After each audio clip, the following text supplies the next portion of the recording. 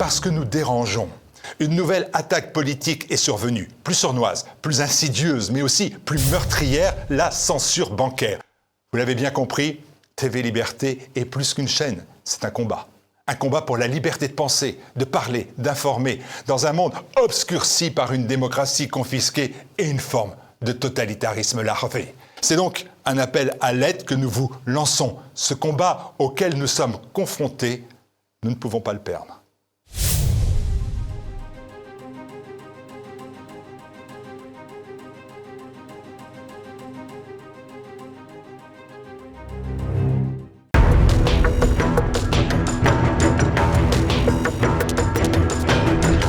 Bonjour à tous pour le Zoom. Aujourd'hui, nous allons parler de la guerre. Bonjour Bernard Wicht. Bonjour. Alors, vous allez nous présenter ce nouvel ouvrage, Guerre en Europe, gang contre milices privées. C'est publié aux éditions Jean-Cyril Godefroy dans la collection du Cercle Aristote, dirigée par notre ami Pierre-Yves Rougeron. Peut-être vous présenter quand même pour commencer. Bernard Wicht, vous êtes expert en stratégie militaire, enseignant à la faculté des sciences politiques de l'Université de Lausanne. C'est en Suisse, comme je le disais tout à l'heure, pour précision. Vous avez déjà écrit de très nombreux ouvrages consacrés à la guerre et à l'autodéfense. On y reviendra à la fin de cet entretien d'ailleurs. Une part de cet essai, puisque c'est de cela dont il s'agit, un essai sur la guerre, s'intéresse au lien direct, à l'interaction entre guerre et État, lien qui peut d'ailleurs se faire dans les deux sens.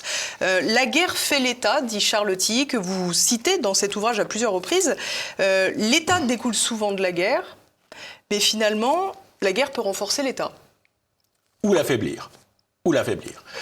Quand Charles Tilly dit la guerre fait l'État, c'est évidemment la guerre moderne, c'est-à-dire la guerre avec des armées modernes, des armées qui ont, on dit ça, donc quand je dis moderne, c'est à partir du XVIe siècle, qui sont équipées d'armes à feu, qui ne peuvent plus se contenter de levées paysannes, mais qui doivent avoir des soldats professionnels, puisque la manipulation d'une arme à feu est à ce moment-là une opération assez complexe.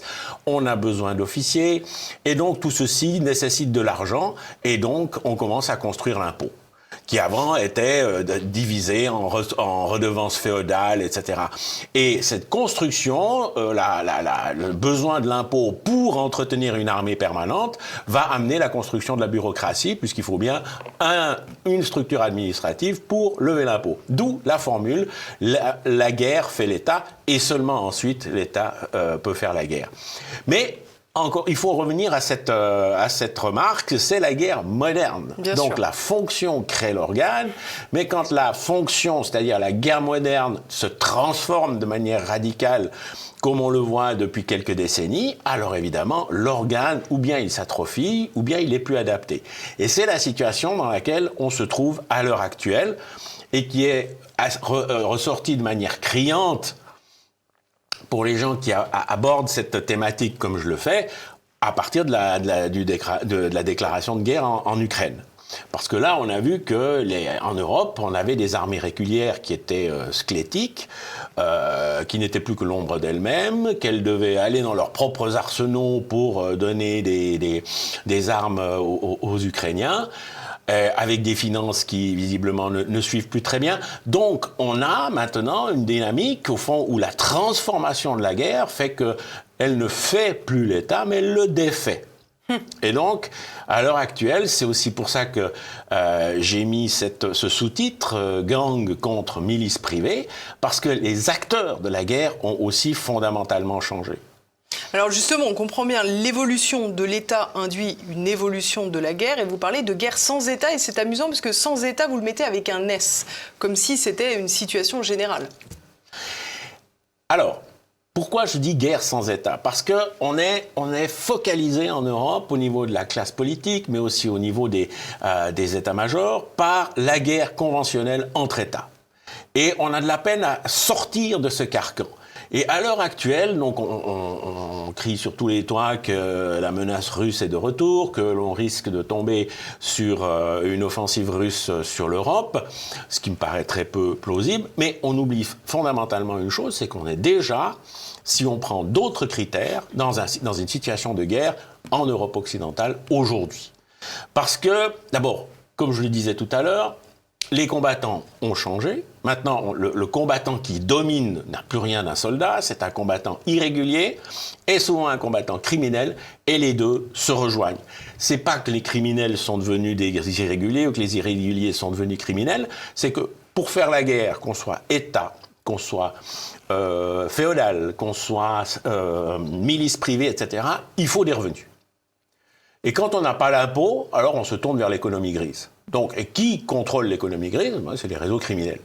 Donc, les combattants irréguliers et criminels, ils ont carrément fait fusion, ce qui n'était pas le cas, évidemment, dans l'après-guerre, au moment des conflits de la décolonisation. Mais, encore une fois, la fonction crée l'organe, le besoin de trouver des ressources pour faire la guerre en dehors des ressources officielles et de l'économie formelle, ont amené cette situation. Et parmi les conséquences forcément de cette évolution, cette impression que l'individu devient le sujet de la guerre, c'est ce que vous expliquez dans le livre.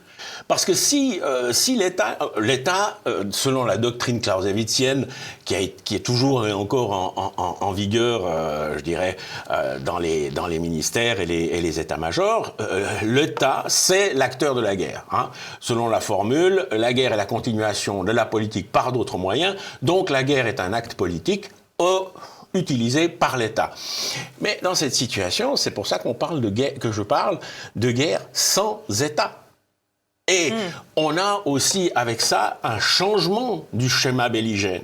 C'est pour ça que je dis que, au fond, notre parti pris anti-russe depuis le 24 février 2022 nous a considérablement aveuglés. Parce qu'on est encore en train de se dire, voilà, les Russes reviennent, donc on fait un copier-coller des scénarios de la guerre froide, mais la Russie d'aujourd'hui, ce n'est pas l'Union soviétique d'avant, l'OTAN d'aujourd'hui, ce n'est pas l'OTAN de la guerre froide, etc. Donc je ne vois pas de ce côté-là une plausibilité à une guerre entre ces deux blocs. Ça, je pense que là, on prépare la guerre d'avant-hier. Et vous dites aussi que la guerre d'hier n'est pas celle de demain. Que précisément, il faut sortir de ce schéma-là en prévoyant la guerre du futur et il ne faut pas regarder derrière, au contraire. Il faut pas oublier que la guerre est un phénomène social global. C'est-à-dire qu'il est d'abord, il est dans le cœur des sociétés, il n'apparaît pas à nos yeux d'observation. Nous, qu'est-ce qu'on voit de la guerre? On voit un drone qui explose, on voit un char qui explose, on voit une armée ou une troupe qui reprend un objectif ou qui le perd, etc. Mais derrière, il y a toute la machinerie sociale qui est, au fond, qui définit le schéma belligène. Et en Europe occidentale, le schéma belligène qu'on a pu identifier, mais dont on parle relativement peu, c'est le schéma entre masse pacifiée, masse fiscalisée, masse enrichie par le travail et des marges en révolte. Des marges en révolte qui sont des marges, on va dire, violentes. Et ça, c'est une situation qu'on retrouve dans la plupart des pays européens. L'exemple le plus flagrant, c'est quand même la Suède, qui a pendant très longtemps été considérée comme un havre de paix et de sécurité, et qui maintenant est confrontée à une guerre des gangs qui est vraiment dramatique. Un des anciens premiers ministres parlait de mobiliser l'armée, suédois donc, de mobiliser l'armée dans les rues de... Voilà.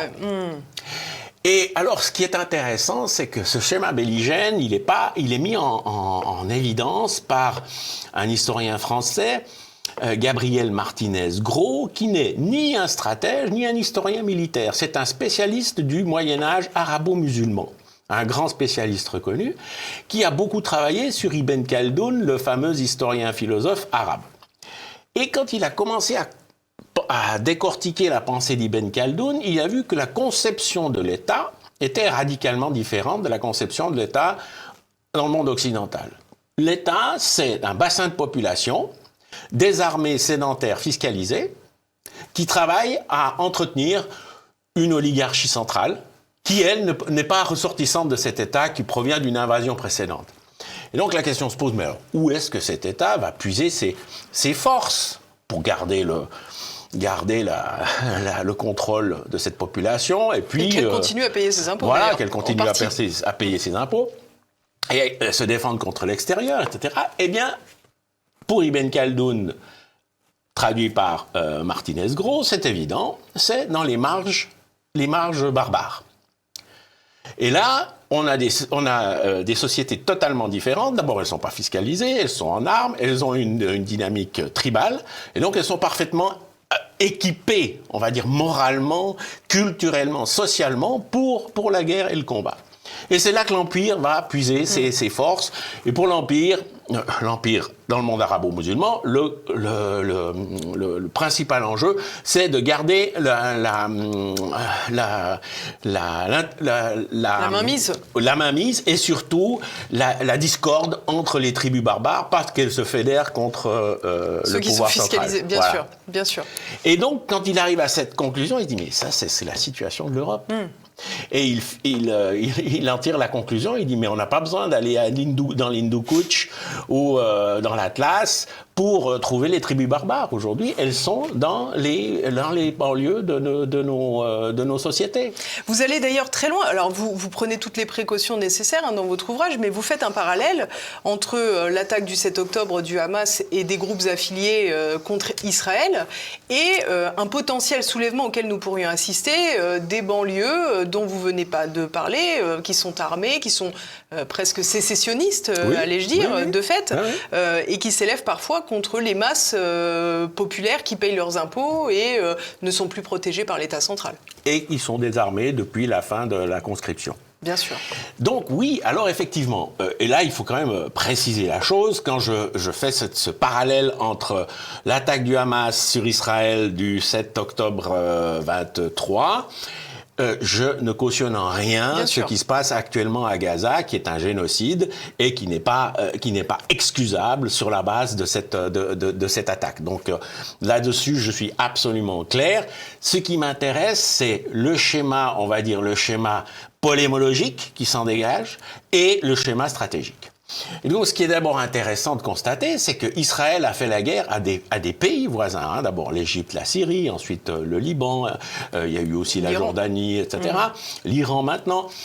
Et là, tout d'un coup, elle se trouve confrontée avec le Hamas, mais aussi avec le Hezbollah, au fond, à des enclaves violentes et en révolte, pour Gaza, qui sont sur son territoire, ou du moins qui sont accolés à son territoire.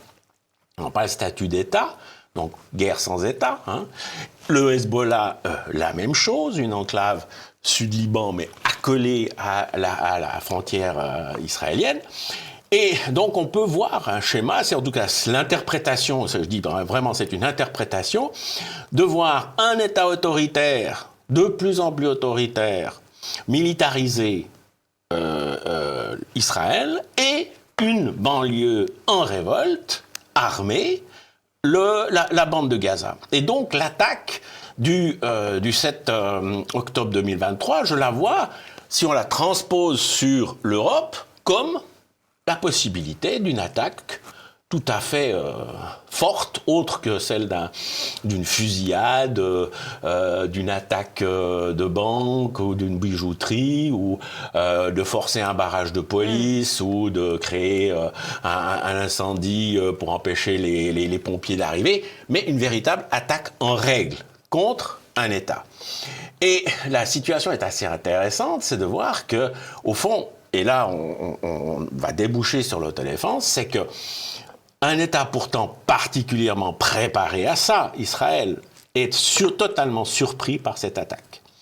Et que pendant la nuit du 7 octobre, l'armée et les forces de défense israéliennes ont été aveugles. Elles n'ont rien pu voir. Pourquoi ? Parce que un des buts du Hamas, c'était justement de détruire toutes les caméras, les systèmes d'écoute, les transformateurs, les liaisons, les communications. Donc l'armée, l'état-major de l'armée, qui a pourtant une longue expérience de guerre, était totalement aveugle. Et donc ceux qui ont échappé à la prise d'otage, c'est ceux qui ont, on va dire, selon le bon sens, c'est les kibbutz où il y a comme dans l'organisation du kibbutz, il y a par définition des gardes, et ces gardes, quand ils ont entendu la fusillade, les tirs de roquettes, etc., ils ont immédiatement donné l'alerte à leurs congénères. Dans les kibbutz, on est armé, mais il faut préciser qu'on n'est pas armé à l'américaine. C'est-à-dire qu'on va pas dans l'armurerie après avoir vu le dernier Rambo en disant ah oui ça il l'avait, je vais l'acheter puis je vais aller tirer dans le jardin, etc. Non, les armes sont sous clé mais elles sont prêtes à l'emploi. Et c'est là que on va dire ces gardes locales improvisées mais qui ont su réagir au bon moment ont sauvé la vie de leurs concitoyens avec de très petits moyens. Bien sûr. Avec de très petits moyens. Pourquoi ?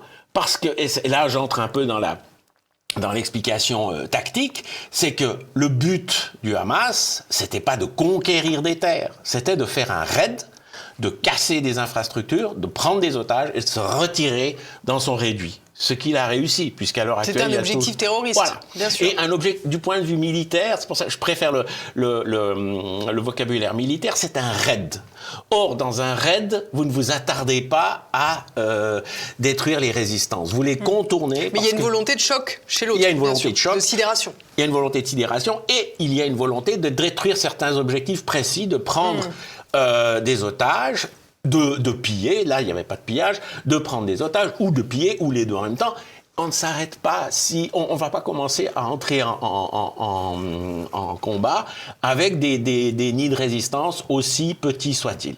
Et donc j'ai trouvé que ce scénario était très intéressant à étudier par rapport à la physionomie des sociétés européennes à l'heure actuelle. Et donc on voit bien que les armées nationales, même régulières, qui sont en état de rétrécissement comme peau de chagrin, eh bien, c'est pas forcément la seule réponse à apporter. Il y a une réponse locale à apporter. Parce que il faut pouvoir réagir dans l'instant. Dans l'instant. C'est les gens les kibboutz tous n'ont pas résisté, hein.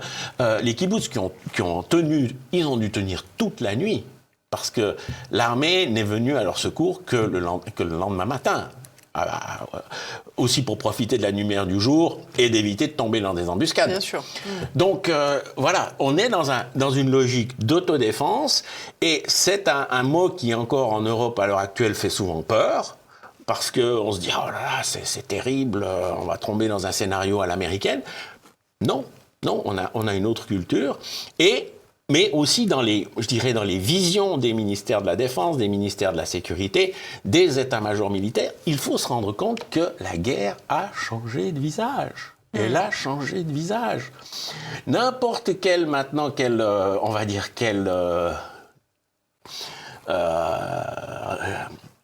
réseau de crime organisé, quel réseau mafieux, un gang qui a suffisamment de moyens via le trafic de drogue ou autre, peut se payer des mercenaires.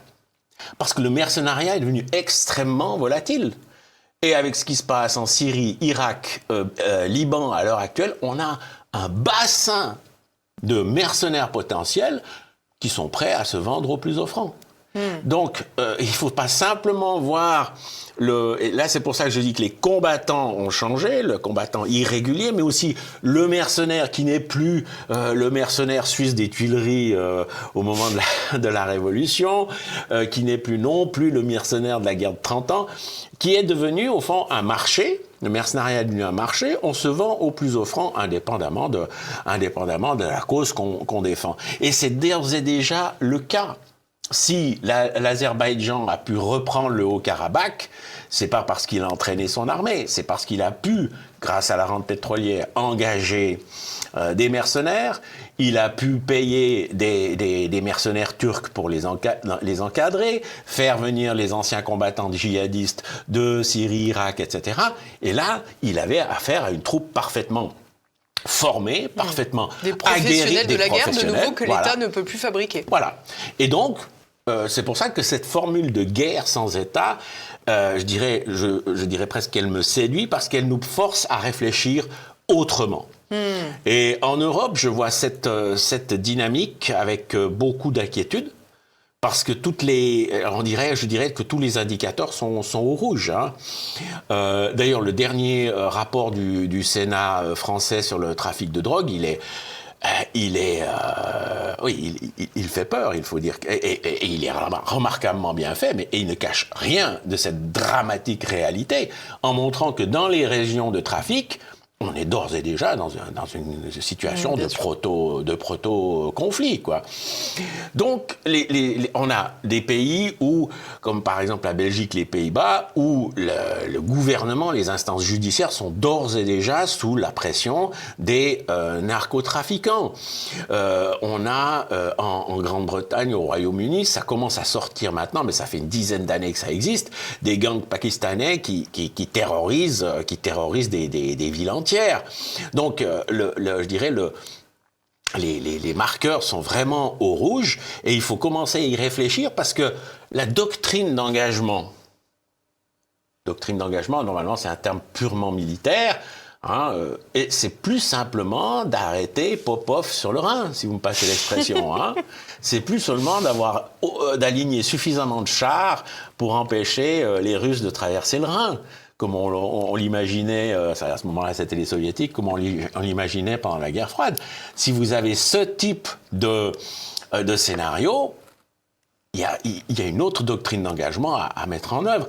Je signalerai encore, alors il y a l'exemple du Hamas, mais il y a aussi des scénarios de combattants irréguliers qui prennent carrément le contrôle d'une ville. Alors, un des derniers exemples, c'était Marawi, dans l'île philippine de Mindanao. Le groupe djihadiste Maotais réussit à s'infiltrer dans la ville. C'est une infiltration parfaitement organisée et surtout qui passe totalement inaperçue. Et il y a des scénarios antérieurs, mais celui-là c'est le dernier. Et donc qu'est-ce qu'on fait dans cette situation ? On prend possession d'immeubles, on prend possession de maisons, d'appartements, aux lieux stratégiques, aux carrefours stratégiques. Mais on ne le fait pas violemment. On les loue. On les loue 3 ou 4 mois à l'avance. Et on les fortifie de l'intérieur. Donc rien ne se voit. Hein, on va mettre du plexiglas derrière les vitres, comme ça les grenades ne vont pas rentrer dans les maisons. On va mettre des sacs de sable, mais à l'intérieur de l'appartement, etc. Et au jour J, voilà, on est prêt et on peut bloquer le carrefour. Et en général, les forces de sécurité sont totalement surprises. Là, à Mindanao, d'abord, la police a réagi en disant « Ah, on a repéré quelques djihadistes, on va aller voir ». Ils ont été accueillis par un feu d'enfer parce que eux se pensaient se trouver face à deux, trois, à une petite équipe de 3 comme armée, ça, voilà. Bien sûr. Et se sont retrouvés face à une véritable armée bien organisée et bien équipée.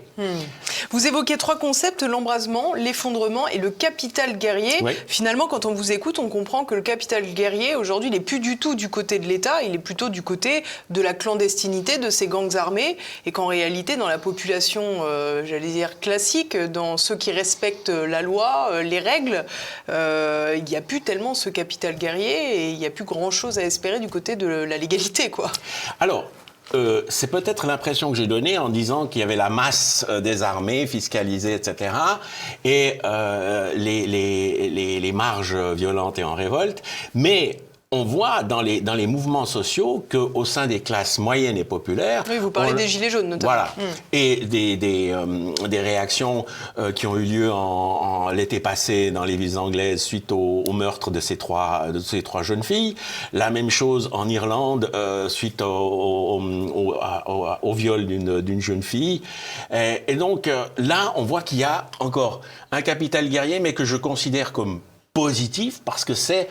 On refuse de disparaître. Signe de vitalité. Voilà, on refuse de disparaître. Et alors l'État, le problème, c'est que l'État, là, il mange ses propres enfants. Hein, ça, c'est un phénomène connu. On se dépêche de les affubler agitateurs d'extrême droite, mobilisés par des cellules néo-nazis, néo-fascistes. Les Gilets jaunes, on avait dit qu'ils étaient antisémites, homophobes, etc. Donc ça, dès le départ, on les décrédibilise, on veut leur détruire toute légitimité pour ensuite pouvoir les abreuver de gaz lacrymogène. Une journaliste suisse avait dit dans cette période, eh bien voilà, peut-être qu'il y a 60% de la population qui se satisfait de la politique gouvernementale, mais il y a un bon 30% qui, lui, n'accepte pas. qu'est-ce qu'on fait? On continue de les asperger de gaz lacrymogène?